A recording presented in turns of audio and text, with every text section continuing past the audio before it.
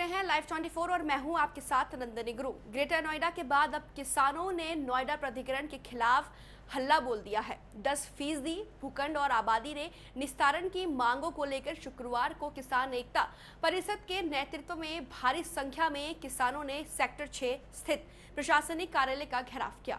किसानों ने बैरिकेड तोड़कर कार्यालय परिसर में जाने का प्रयास किया, लेकिन पुलिस ने उन्हें रोक दिया। इसी बीच किसानों और पुलिस के बीच धक्का मुक्की भी हुई। किसान सड़क पर ही तंबू लगाकर अनिश्चितकालीन धरने पर बैठ गए थे। इससे पहले किसानों के पैदल मार्च के कारण कई रास्तों पर जाम लग गया था। रूट डाइवर्जन के कारण वाहन चालक को परेशानी का भी सामना करना पड़ा। नोएडा प्राधिकरण के खिलाफ परिषद का यह 7वां धरना है। इससे पहले वर्ष 2021 में किसानों ने लगातार 4 महीने तक प्राधिकरण कार्यालय के बाहर धरना दिया था। किसान लोकतंत्र के लिए अपनी मांग रख रहे हैं। किसानों को लोकतंत्र से अपने सारा काम करेंगे और जो भी धरना है वो हमारा अधिकतर चलता रहेगा जब तक सरकार हमारी बात ना माने। आप कहाँ से आए? मैं बैलपुर गांव से हूँ। ठीक है। और किसान की मुख्य मांग क्या हो सकती है? किसान की अभी फिलहाल 2 मुख्य मांग है, एक 10% मुआवजा और हमारे जो जमीन अधिग्रहण है वो आवाज निस्तारण। ठीक है। चाचा, क्या लगता है किसान कब तक करेंगे प्रदर्शन? जब तक मांगे न माने जाएंगे, जब तक मांगे नहीं माने जाएंगे हम जाते उठ रहे हैं। क्योंकि हम भी बुढ़े हो लिए, हमारे 2 भाई 3 भाई गुजर भी गए हैं, हमारे माँ बाप चले गए, तो हम क्यों जाएंगे? हम इन बालकों को किसी उसमें ही छोड़े चले जाएं रोज की रोज, इन्हें चिंता ही सताती नहीं। सांसद और अधिकारी मिलकर क्या कर रहे हैं किसान? सांसद और अधिकारी मिलकर सब जो ना दलाली कर रहे हैं, दलाली ही काम उनका है, दलाली वो कर रहे हैं।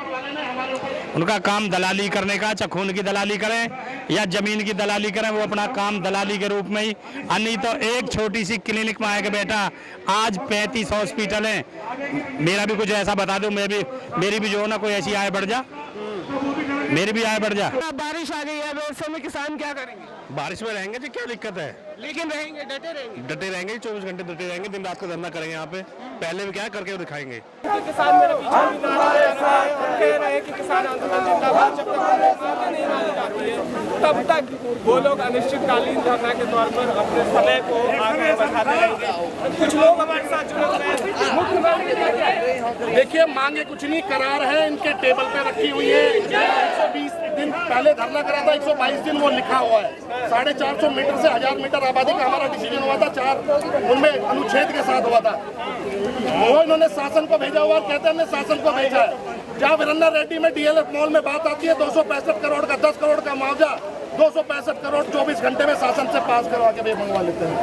हमारा 10% में शासन में इन्होंने लंबित कराया, बोर्ड मीटिंग में पास करो समानता के आधार पर। हम जिस देश में रहते हैं वो देश संविधान से चलता है और न्याय से पहले समानता धारा 24 में हमें दे रखी है हमारे संविधान में। ठीक है। जब सांसद और अधिकारी आप लोगों के समक्ष पहुंचे हुए थे, जब उन्होंने बातें कही थी तो क्या कहा था? आश्वासन क्या था और नतीजा क्या है? आश्वासन नहीं, बिल्कुल लिखित करार हुआ था, ऑन डॉक्यूमेंट करार हुआ था। 6 महीने के अंतराल में सारी मांगे एक एक करके पूरी होनी थी। और हम कहते हैं कि अधिकारी और वो सांसद हमारे बीच में आके बोल दें कि उन सारी मांगों में से एक भी मांग हमारी पूरी हुई हो तो, या कोई मांग हमारी नाजायज मांग हो। हम मांग नहीं करते, हम ब्लैक एंड व्हाइट जो डॉक्यूमेंट पे लिखा हुआ है, जो हमारा बकाया उनसे उसकी मांग कर रहे हैं। अब ऐसे में किसान आगे क्या करेंगे?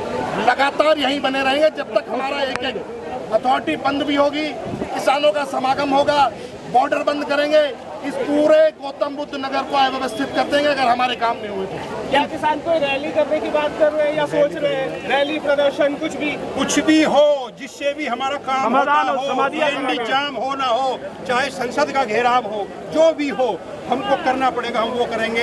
हमें हमारे काम से मतलब हमारा काम होना चाहिए।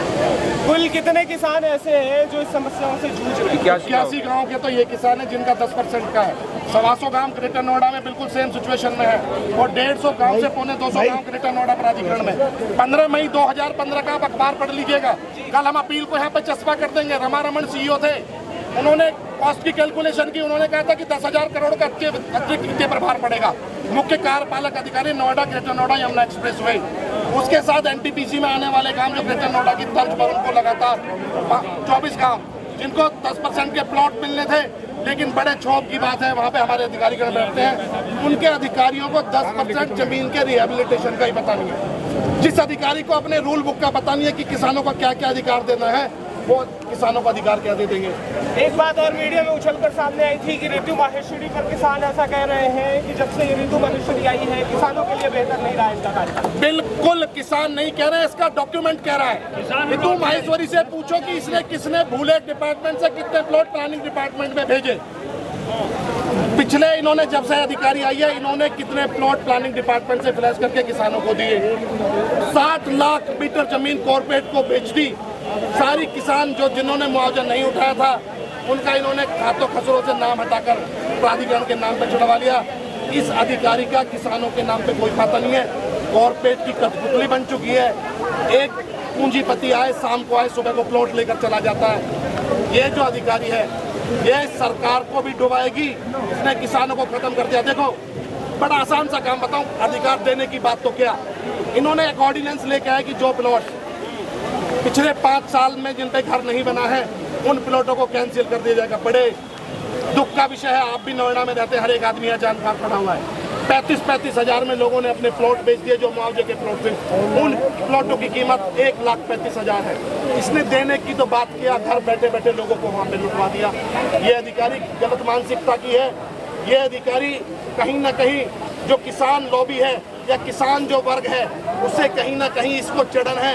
इसकी बैकग्राउंड की जांच की जाए कि ये कौन अधिकारी है और इसकी मानसिकता क्या है। कहीं ऐसा तो नहीं कि जो भूमिवादी लोग हैं जिनके पास भूमि है वो उनको भूमिहीन के रूप में देखना चाहती हो या किसी अपनी मानसिकता से लेडी ग्रस्त हो। ठीक है, चेक होना चाहिए इसका। ठीक है, क्या मुख्यमंत्री के पास पहुंचने की भी कोई व्यवस्था बनेगी? बिल्कुल बनेगी। मुख्यमंत्री महोदय को 10-10 हज़ार एक दिन में हजार ट्वीट कर रहे हैं। इस आपके चैनल के माध्यम से मुख्यमंत्री जी से बोलेंगे कि महाराज जी हमारे बीच में बैठिए, इन अधिकारियों को एक तरह बैठाइए, हमारे किसानों को एक तरह बैठाइए, हमारे डॉक्यूमेंट चेक कीजिए और इनकी परफॉर्मेंस चेक कीजिए। जो गलत होगा, आपको इतने बड़े सूबे को चला रहे हो तो उनको बताए सही कौन है और गलत कौन है। उनको संज्ञान लेना चाहिए और जो भ्रष्टाचारी अधिकारी जो गलत तरीके से उनको फीडिंग दे रहे हैं उस पर विश्वास न करके किसानों के बीच में आना चाहिए। और जो लोकल हमारे जनप्रतिनिधि है इनको उनका घेरा तोड़ते हुए एक नया प्रतिनिधिमंडल, नया किसानों का एक प्रतिनिधिमंडल तैयार करके किसानों के बीच में भेजे और उनसे हमारी बात कराएं मन टू मन। तो किसान यहाँ जो है अडिग है और अपनी बात अपनी मांग को लेकर अड़े हुए हैं। यहाँ एक ऊपर एक छोटा सा तंबू है, हालांकि बारिश हो रही है लेकिन किसान यहाँ से जाने को तैयार नहीं है। मेरे ठीक बाईं तरफ में नोएडा अथॉरिटी का दफ्तर है जहाँ ऋतु माहेश्वरी होती है, अथॉरिटी के और लोग होते हैं, लेकिन पुलिस ने बैरिकेडिंग लगा दी है। और उसके इस तरफ ठीक 50 से 100 मीटर की दूरी पर किसान प्रदर्शन कर रहे थे, अपनी बातें रख रहे थे। हालांकि अब तक सब कुछ शांतिपूर्वक रहा है, लेकिन आगे आने वाले समय में अगर किसानों की बात नहीं मानी जाती है तो ये प्रदर्शन करने की बात कह रहे हैं। और उसके अलावा भी बहुत सारी चीजें हैं जो ये करना चाहते हैं, मतलब किसी भी तरीके से ये अपनी बात बताना चाहते हैं और ये उस पर अडिग है। जो बातें हैं वो निश्चित जायज है। मुख्यमंत्री के पास भी देखते रहिएगा लाइव 24 और अपडेट हम आपको